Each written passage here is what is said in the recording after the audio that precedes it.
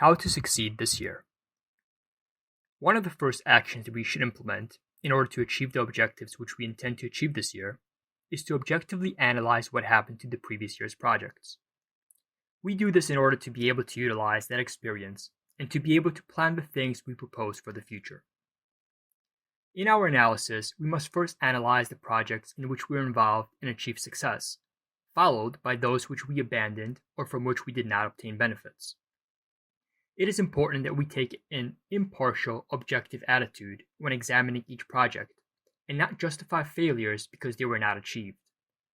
Simultaneously, we should highlight those actions which made us successful. For example, not completing a project because we did not have enough time is not a valid reason of justification. When we analyze, excuses may become plentiful, but we have to be realistic.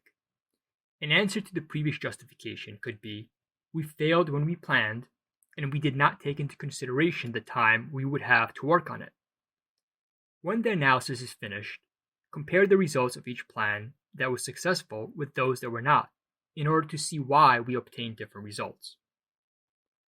This is why, before we start to carry out a project, whatever it may be, we consider several things. We must remember that we have a reality of life which we cannot ignore. We have a work schedule, another schedule for housework, responsibility with children if we have them, which we must take into consideration when planning, etc. Analyze the time between schedules that is free. Forget about watching the soap opera or television show, and dedicate that time to the project we have a duty to in order to be able to schedule the activities and tasks that are needed to comply with what we have proposed.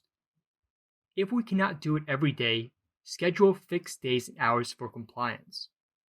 Another important piece of information when proposing to comply with a project is to avoid excuses, which is why it is extremely important during planning to understand the real commitments that must be fulfilled, such as those dedicated to recreation or studies, if necessary, as well as take into account the time we spend on things that do not produce any benefit. Another fact to highlight is to respect the fixed days and times for the tasks and activities that we have imposed on ourselves, and not make the mistake of accepting or scheduling new things at the time set for the project. There are no excuses for not completing a project if these little tricks have been taken into consideration.